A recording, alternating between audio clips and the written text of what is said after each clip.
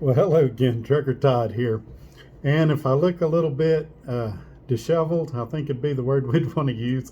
It's because I just got done walking 2 miles to pick up my truck. Yes, that's right. Here's the paperwork. Truck is done. Stay with me. I'm going to tell you what they fixed, roughly what it costs, and what's happening now. All right, here we go.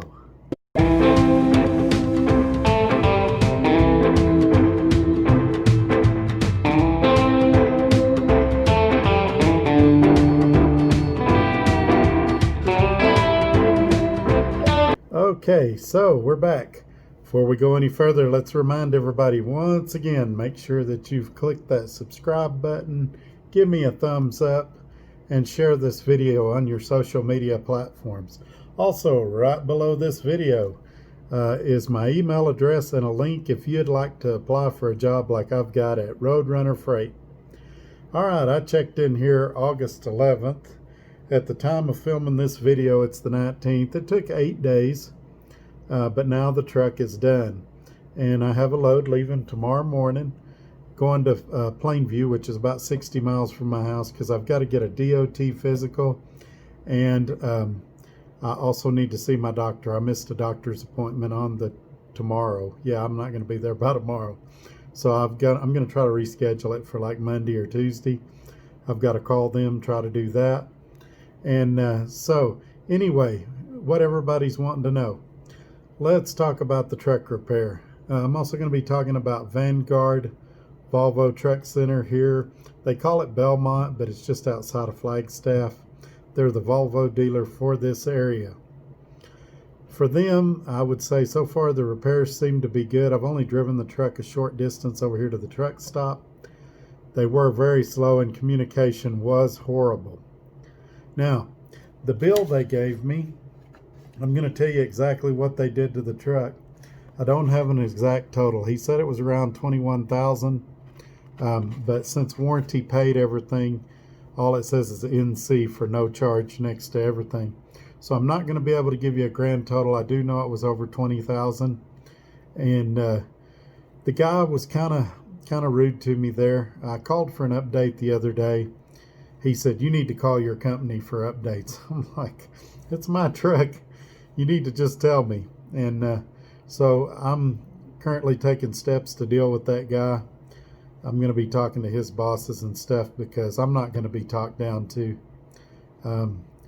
If he don't know anything, he can say he doesn't know anything, but I'm not going to be talked down to, especially by somebody that theoretically I'm paying. Now, you could make the argument that, well, you got the repairs for free, but you can bet that warranty is figured in the price of the truck.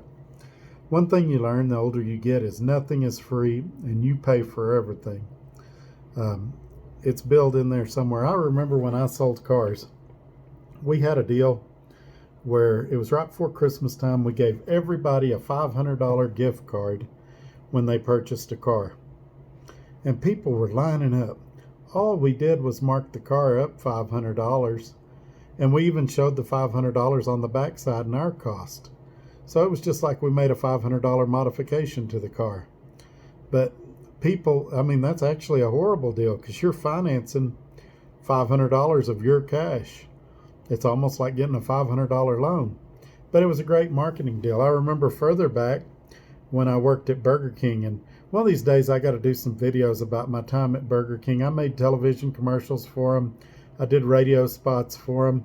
I was actually known as Drive-Through Todd before Trucker Todd. And so there's some videos in the late 90s, or no, it'd be the early 90s, that I was actually on nationwide spots. Made a little over $30,000 doing Burger King commercials. But anyway, that's another subject for another day. What I meant to say about Burger King, we had a deal where you could get 2 burgers, 2 fries for $2. And it was the small kids' burgers.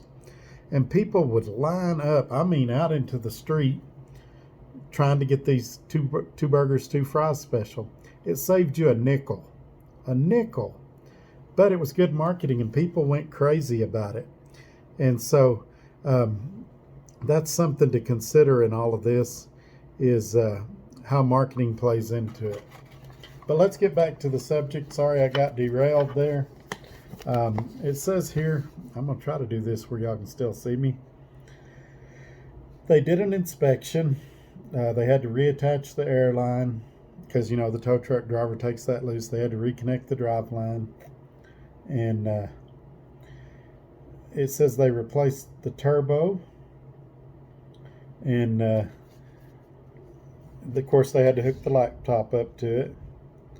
There were several gaskets and V-clamps that had to be replaced. They even got zip ties on here. There was an EGR valve, an EGR cooler. Now what they're telling me happened was that the turbo failed and it blew a bunch of soot into the after treatment system and tore a bunch of stuff up. I'll read you the mechanics comments in this as well. They had to get another spare parts kit, a connection pipe, a sealing ring, more zip ties, hose kit. They had to put a muffler on it, a particulate filter, an exhaust pipe, a V-clamp, a gasket, a V-clamp, a gasket, another strap, a repair kit. There's a sensor. It doesn't specify what sensor.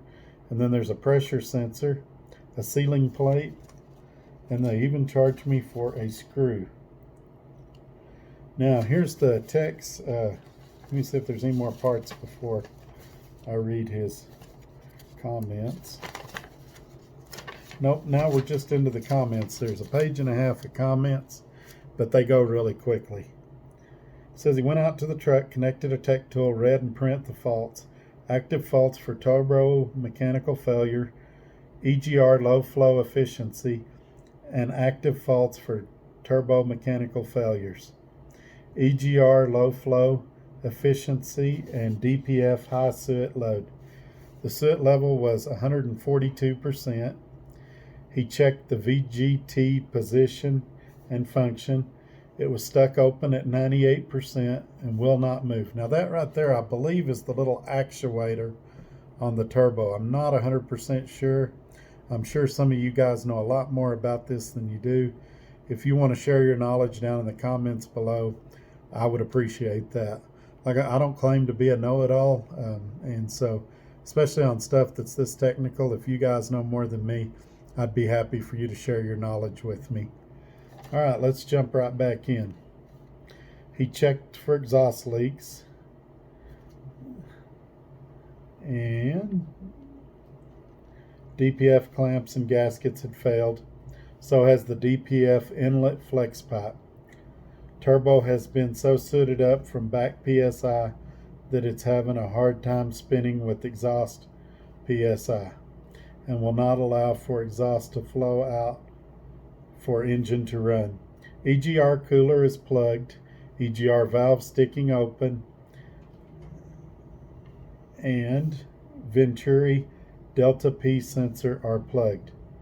So basically, turbo went out, shot soot everywhere. Everything's either stopped up, clogged, or not moving.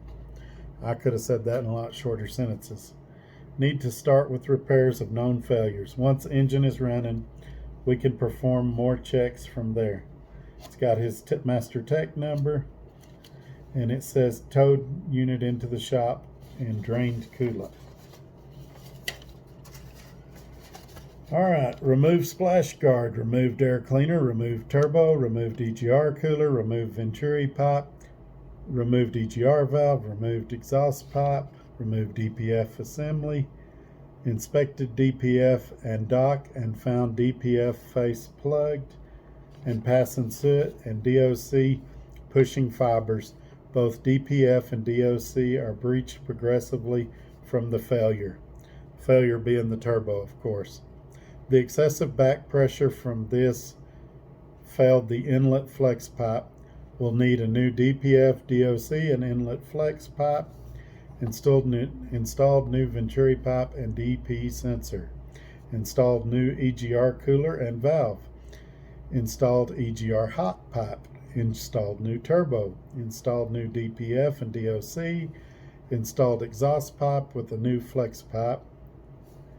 Installed new DPF, DP sensor and pipes. Man, that's hard to say. Installed air cleaner and splash guard filled with coolant, cleared codes and reset, learned data and soot ratio.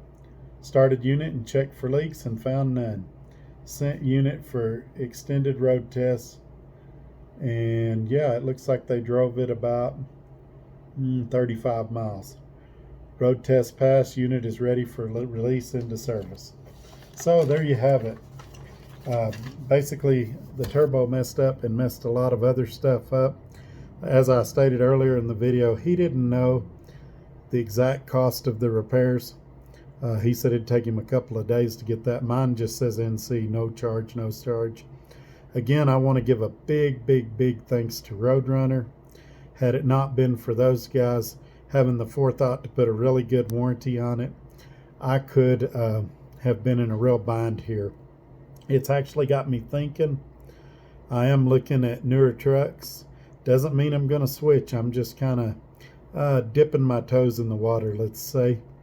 Looking at other options with Roadrunner and seeing what else is out there. But I'm very happy with Roadrunner right now. This happened at the perfect time. You know, there's never a great time to break down, but this happened at the best possible time because I've got about 3 months left on my warranty. And had this happen 3 months down the road, I'd be in really bad shape trying to come up with $20,000.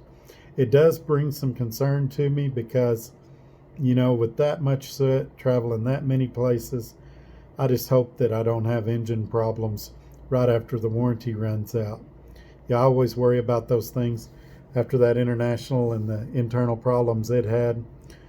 This has got me a little worried, and so I'd really like to get 2019 or 2020 with some warranty and a little peace of mind to go with it. I know the payments will be higher. I'll probably make a little less money, but it might be better in the long run.